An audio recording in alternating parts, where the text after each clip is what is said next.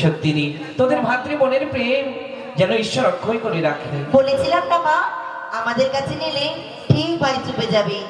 সত্যি বলেছিস, কিন্তু মানে হোমের খোকাকে কোলে রাখতে নেই, সোনার পালনায় ঘুরতে আয়। হ্যাঁ মা, চলুন মা। বেশ, চলো। বেশ চলুন। আর আপনি যে বলছিলেন বাবা যখন আসবে গো?